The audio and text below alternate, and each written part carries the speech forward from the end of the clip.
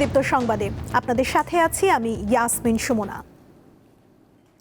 সাভারে জাতীয় স্মৃতিসৌধে মুক্তিযুদ্ধের বীর শহীদদের প্রতি শ্রদ্ধা জানিয়ে প্রধানমন্ত্রী হিসেবে প্রথম কর্মদিবস শুরু করলেন তারেক রহমান। বেলা 11টার দিকে মন্ত্রিসভার সদস্য সহ জাতীয় স্মৃতিসৌধে পৌঁছান তিনি। এরপর স্মৃতিসৌধের বেদিতে ফুল দিয়ে শ্রদ্ধা নিবেদন করেন প্রধানমন্ত্রী। শেষে মন্ত্রিসভার সদস্যদের নিয়ে আরেকবার শ্রদ্ধা জানান তারেক রহমান। প্রাঙ্গণ থেকে বের হওয়ার আগে গার্ড প্রদান করা 3 বাহিনীর সদস্যদের সেলুট জানান খোদ প্রধানমন্ত্রী। জাতীয় স্মৃতিসৌধে রাখা পরিদর্শন বইতেও সই করেন তিনি।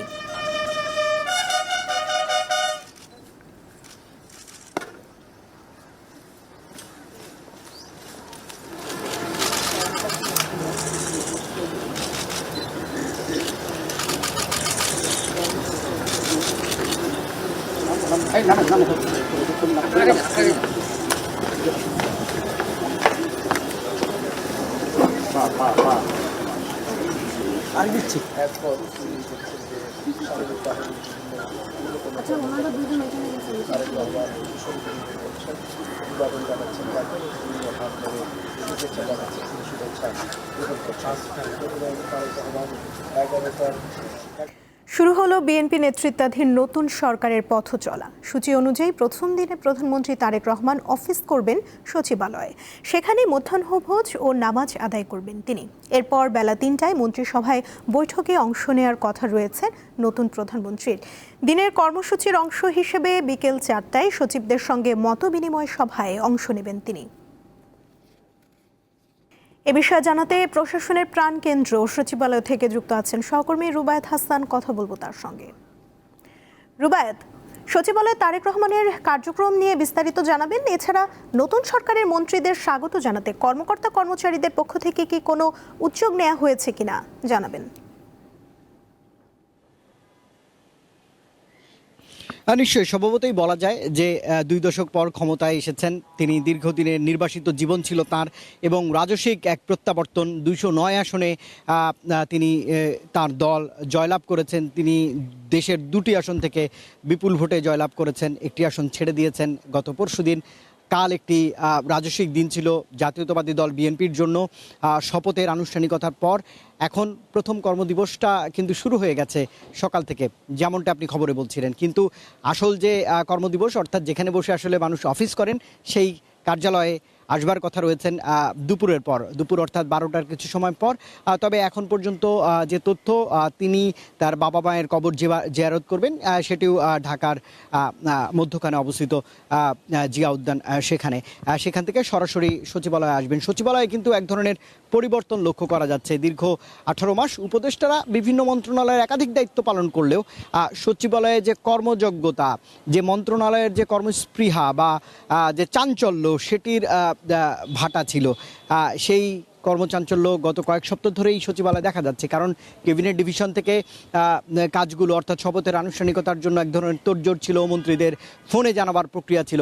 আজ সচিবালয়ে তেমন কর্মব্যস্ত একটি দিন। এখন পর্যন্ত মন্ত্রিসভার কোনো সদস্য এসে পৌঁছাননি, কারণ তারা সবাই মাননীয় প্রধানমন্ত্রীর সঙ্গে রয়েছেন। মাননীয় প্রধানমন্ত্রীর জন্য নতুন ভবন, যেটি নির্মিত হয়েছে বছর 1.5 আগে, সেই ভবনে একটি কক্ষ প্রস্তুত করা হয়েছে, যার ছবি এরই মধ্যে আমরা গণমাধ্যমে দেখেছি।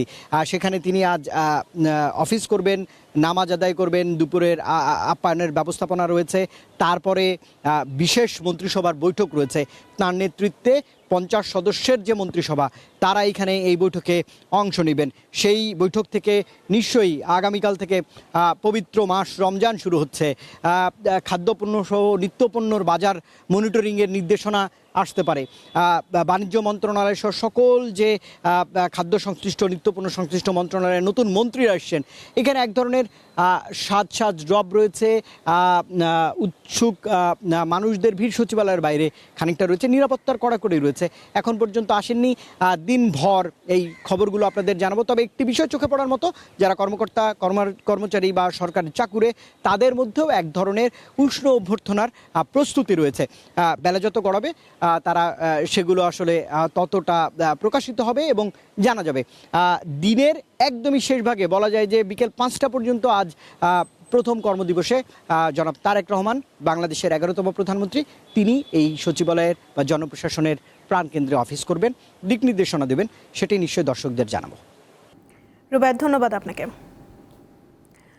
বগুড়ার গাবতলীর বাগবাড়ি এলাকার জিয়াবাড়ি, যে বাড়ির সন্তান জিয়াউর রহমান ছিলেন স্বাধীনতার ঘোষক ও রাষ্ট্রপতি, তার স্ত্রী ছিলেন 3 বারের প্রধানমন্ত্রী। এবার সেই দম্পতির সন্তান তারেক রহমান হলেন প্রধানমন্ত্রী।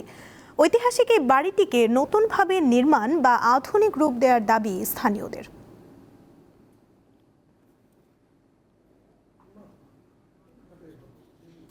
বগুড়ার গাবতলীর নসিপুর ইউনিয়নের বাগবাড়ি গ্রামে ঢুকতেই চোখে পড়বে হলুদ রঙের দোতলা একটি বাড়ি, স্থানীয়দের কাছে যা পরিচিত জিয়া বাড়ি নামে।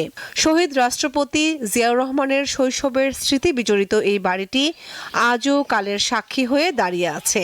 রঙে কিছুটা নতুনত্ব থাকলেও কাঠামোগতভাবে বাড়িটিতে কোনো পরিবর্তন আনা হয়নি।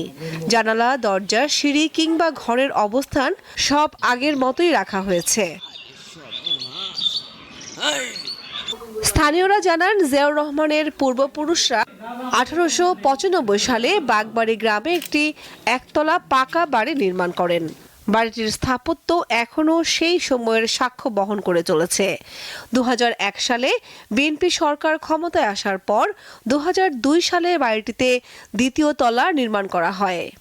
আজকে কি সৌভাগ্য এই বাগবাড়ির মানুষের, কিংবা এই জিয়াবাড়ি যেখানে দাঁড়িয়ে রয়েছি, আমাদেরও সৌভাগ্য যে এই বাড়িরই আরেক সন্তান জনাব তারেক রহমান তিনি আজকে বাংলাদেশের প্রধানমন্ত্রী হিসেবে শপথ নিচ্ছেন, ইতিমধ্যে নিয়েছেন। এখন উনি বাংলাদেশের প্রধানমন্ত্রী। স্থানীয়দের কাছে জিয়া বাড়ি এক গর্বের প্রতীক। আমরা চাই তার বাবার কর্মসূচি ধরে তার বাবার কার্যকলাপগুলো ভাসে তুলতে। তো সরকারের আমলে যে গ্যাপ হয়েছে এবং বগুড়া উন্নয়ন বঞ্চিত হয়েছে সহ সারা বাংলাদেশ যে উন্নয়ন বঞ্চিত হয়েছে সেটা আবার পূর্ণ হবে, এই জন্য আমি অত্যন্ত উচ্ছ্বসিত। আজকে এই বাড়িতে এসে আমি অত্যন্ত আনন্দিত এবং আবেগ আপ্লুত। আমার বাংলাদেশের প্রধানমন্ত্রী হয় আমরা খুব আনন্দিত এবং উৎসাহিত, যা আমরা ভাষায় প্রকাশ করতে পারবো। বাগবাড়ির এই জিয়াবাড়ি থেকে একটি শিশুর স্বপ্নের শুরু, সেই স্বপ্নের ধারাবাহিকতায় রচিত হলো আরেকটি অধ্যায়। কামরুন নাহার, দীপ্ত, বার্তাকক্ষ। রমজানের আগ মুহূর্তে দেশের বৃহত্তম পাইকারি বাজার চট্টগ্রামের খাতুনগঞ্জে বিভিন্ন পণ্যের দাম বেড়েছে।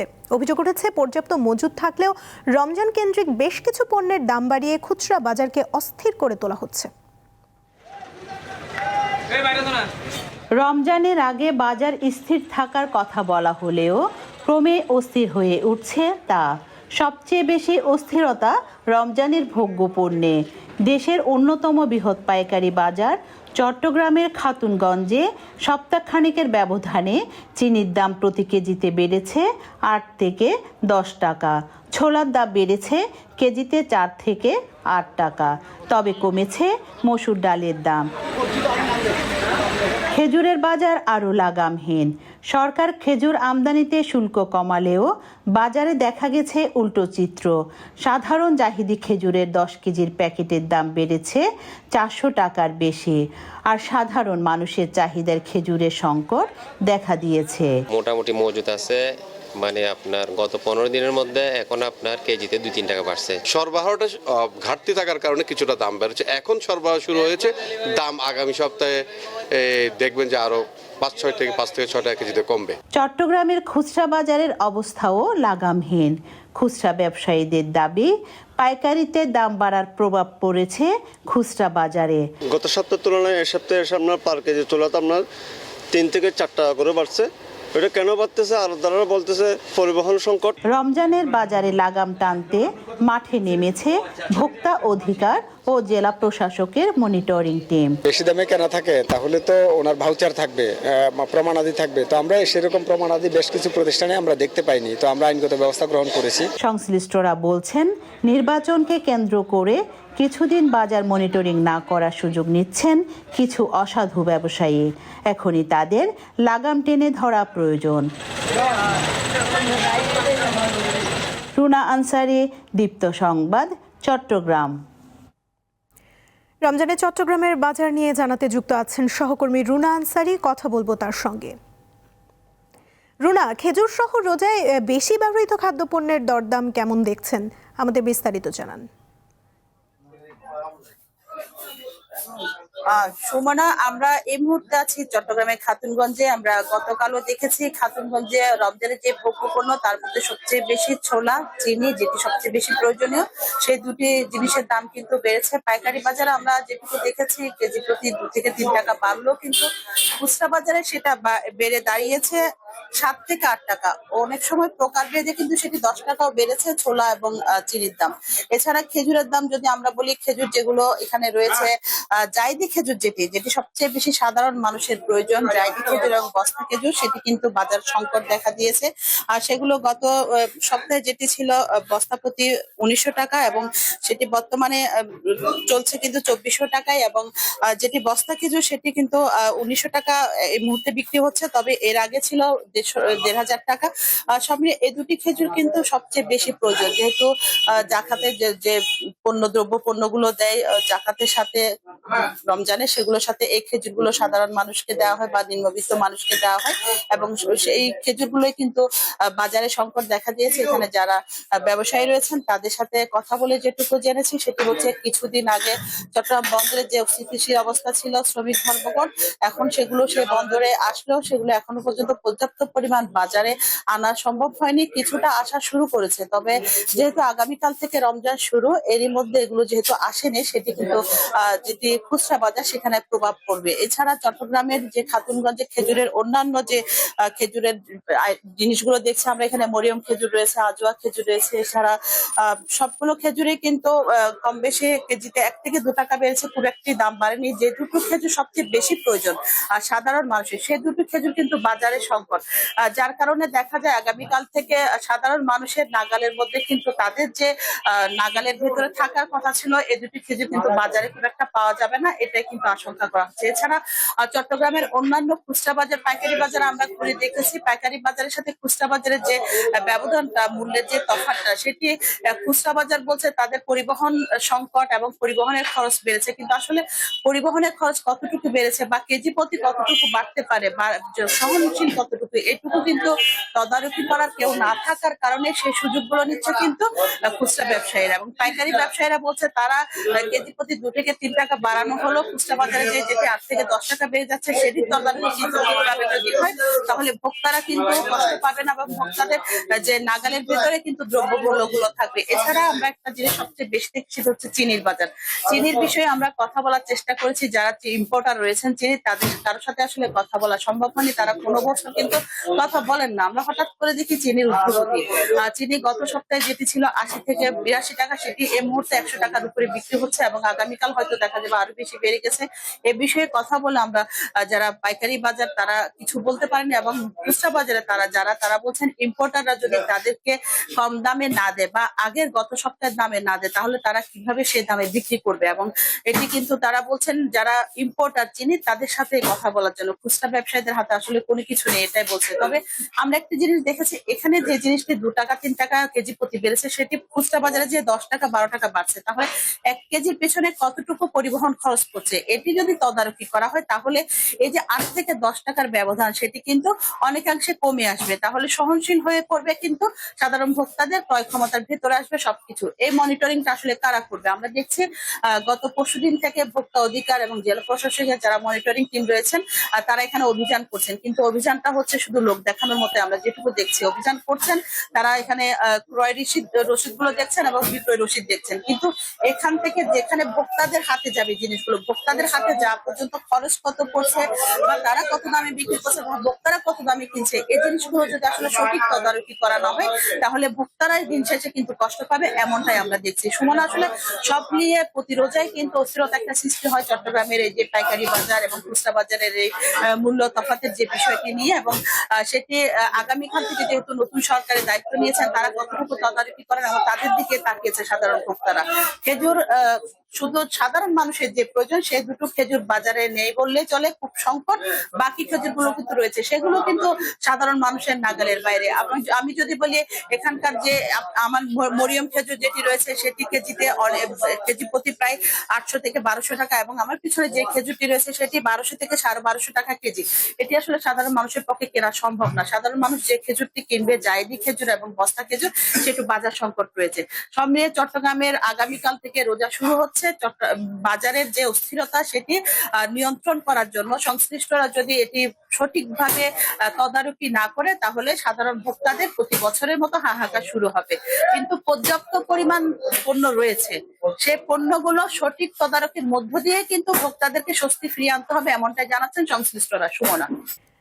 নতুন মন্ত্রিসভায় প্রধানমন্ত্রী সহ 17 জন পূর্ণমন্ত্রী এবং 24 জন প্রতিমন্ত্রীর সবাই নতুন। এদের অনেকেই এবার প্রথম সংসদ সদস্য নির্বাচিত হয়েছেন।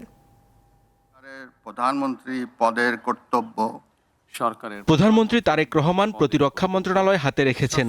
অন্য পূর্ণ মন্ত্রীদের মধ্যে মির্জা ফখরুল ইসলাম আলমগীর স্থানীয় সরকার, আমির খসরু মাহমুদ চৌধুরী অর্থ ও পরিকল্পনা, সালাউদ্দিন আহমদ স্বরাষ্ট্র, ইকবাল হাসান মাহমুদ বিদ্যুৎ, হাফিজউদ্দিন আহমদ মুক্তিযুদ্ধ, এজেডএম জাহিদ হোসেন নারী ও শিশু, আব্দুল আওয়াল মিন্টু পরিবেশ ও বন, কাজী শাহ মোফাজ্জল হোসেন কায়কোবাদ ধর্ম, মিজানুর রহমান মিনু ভূমি, নিতাই রায় চৌধুরী সংস্কৃতি, খন্দকার আব্দুল মুক্তাদির বাণিজ্য শিল্প বস্ত্র ও পাট, আরিফুল হক চৌধুরী শ্রম ও প্রবাসী কল্যাণ, জহিরুদ্দিন স্বপন তথ্য ও সম্প্রচার, আফরোজা খানম রীতা বিমান, শহীদউদ্দিন চৌধুরী অ্যানি পানি সম্পদ, আসাদুল হাবিব দুলু দুর্যোগ ও ত্রাণ, মোহাম্মদ আসাদুজ্জামান আইন, জাকারিয়া তাহের গণপূর্ত, দীপেন দেওয়ান পার্বত্য চট্টগ্রাম, আনাম এহসানুল হক মিলন শিক্ষা, সর্দার মোহাম্মদ সাখাওয়াত হোসেন স্বাস্থ্য, ফকির মাহবুব আনাম ডাক ও টেলিযোগাযোগ এবং শেখ রবিউল আলম সড়ক নৌ ও রেল মন্ত্রণালয়। টেকনোক্যাট কোটায় ডক্টর খলিলুর রহমান পররাষ্ট্র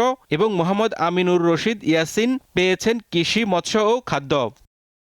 প্রতিমন্ত্রীদের মধ্যে এম রশিদুজ্জামান মিল্লাত বিমান, অনিন্দ ইসলাম অমিত বিদ্যুৎ, শরীফুল আলম বাণিজ্য ও শিল্প, শামাওয়ায়েদ পররাষ্ট্র, সুলতান সালাউদ্দিন টুকু কৃষি খাদ্য ও মৎস্য, কায়সার কামাল ভূমি, ফরাদ হোসেন আজাদ পানি সম্পদ, মীর মোহাম্মদ হেলালুদ্দিন পার্বত্য চট্টগ্রাম, হাবিবুর রশিদ ও রাজীব আহসান সড়ক রেল ও নৌ, আব্দুল বারী জনপ্রশাসন, মীর শাহে আলম স্থানীয় সরকার, জোনায়েদ সাকি অর্থ ও পরিকল্পনা, ইশরাক হোসেন মুক্তিযুদ্ধ, ফারজানা শারমিন নারী শিশু ও সমাজ কল্যাণ, শেখ ফরিদুল ইসলাম পরিবেশ বন ও জলবায়ু, নুরুল হক নূর প্রবাসী কল্যাণ, ইয়াসের খান চৌধুরী তথ্য ও সম্প্রচার, ইকবাল হোসেন দুর্যোগ ও ত্রাণ, এম এ মোহিত স্বাস্থ্য, আহমদ সোহেল মঞ্জুর গণপূর্ত, ববি হাজ্জাজ শিক্ষা এবং আলী নেওয়াজ মাহমুদ খৈয়াম সংস্কৃতি মন্ত্রণালয় পেয়েছেন।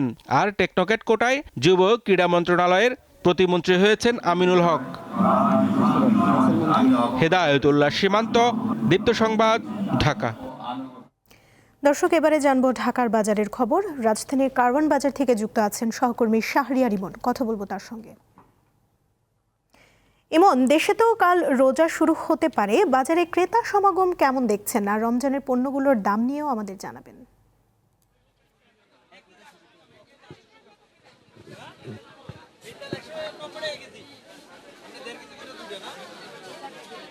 হ্যাঁ ইয়াসমিন সুমনা, আগামীকাল থেকে আপনার পবিত্র রমজান মাস শুরু হচ্ছে।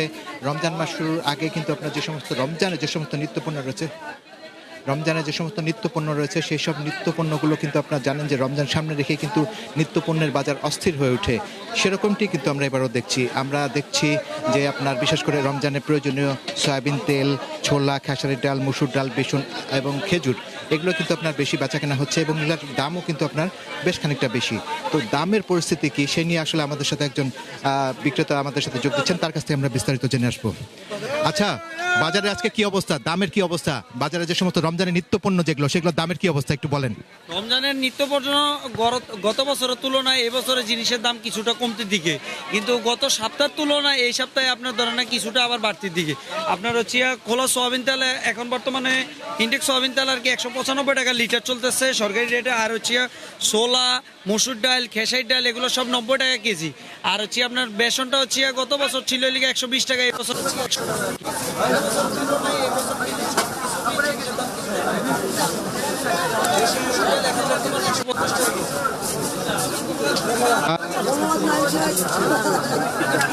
দাম বেড়ে যায় বাজারে। সেই বিষয়টি জানার চেষ্টা করলাম। আপনি জানেন যে রমজান এলে যে কথাটা কিন্তু আবারও বলছিলাম যে রমজান এলেই কিন্তু আপনার দাম বেড়ে যায় বাজারে, সেই বিষয়টি সামনে রেখে কিন্তু সরকারিভাবে কর্পোরেশন অফ বাংলাদেশ টিসিবি তারা কিন্তু গতকাল থেকেই রাজধানী ঢাকা সহ সারা দেশে কিন্তু আপনার ট্রাক সেলে এই সমস্ত নিত্যপণ্য বিক্রির উদ্যোগ নিয়েছেন। আপনি জানেন যে আগামী 20 দিন এসব ট্রাক সেলে কিন্তু রমজানের নিত্যপণ্যগুলো আপনার বিক্রি করা হবে।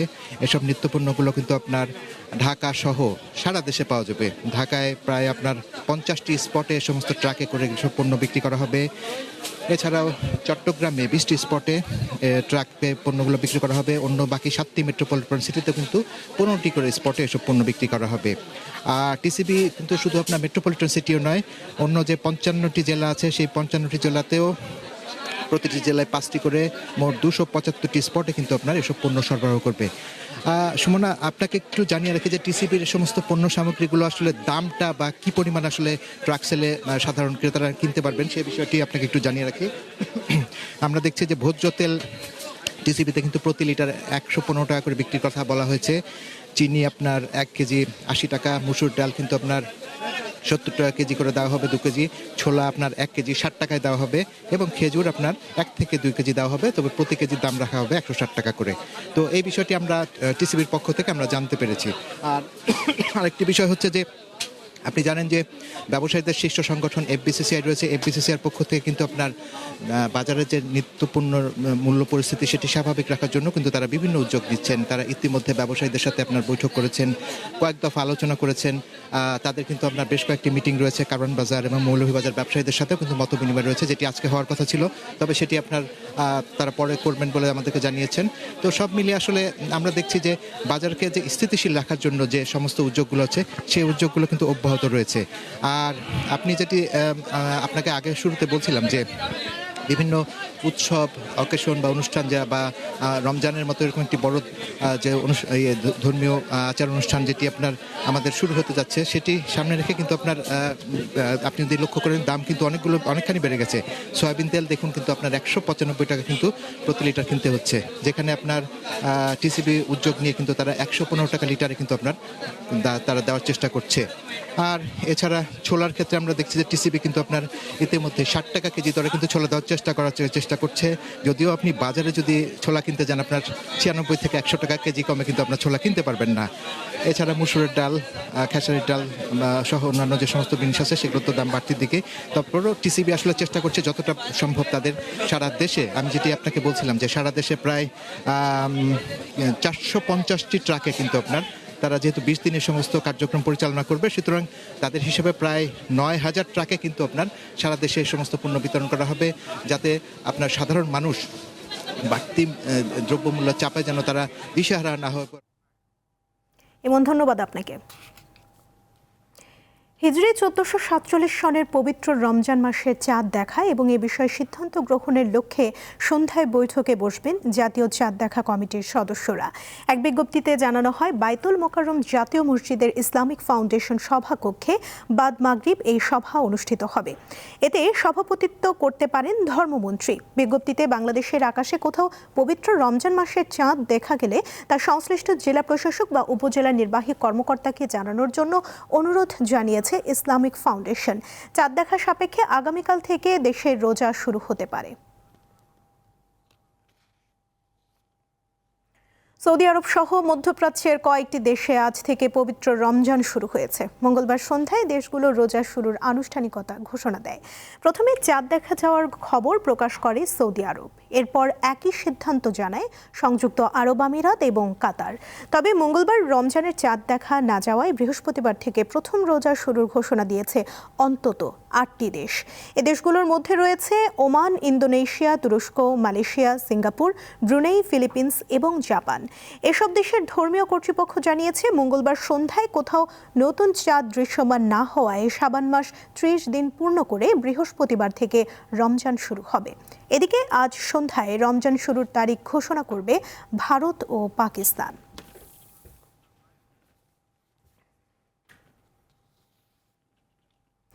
যুক্তরাষ্ট্রের সঙ্গে পারমাণবিক সক্ষমতা নিয়ে নতুন দফার আলোচনার মধ্যে গুরুত্বপূর্ণ নৌপথ হরমুজ প্রণালী সাময়িকভাবে বন্ধের ঘোষণা দিয়েছে ইরান। দেশটির ইসলামিক রেভলিউশনারি গার্ড কর্পস মঙ্গলবার এক বিবৃতিতে এই তথ্য নিশ্চিত করেছে। বিবৃতিতে বলা হয়, প্রতিরক্ষা বাহিনীর মহড়ার কারণে সাময়িকভাবে হরমুজ প্রণালী বন্ধ রাখা হয়েছে। মহড়া শেষ হলে ফের এটি খুলে দেওয়া হবে। তবে কবে মহড়া শেষ হবে সে সংক্রান্ত কোনো তথ্য বা ইঙ্গিত দেওয়া হয়নি।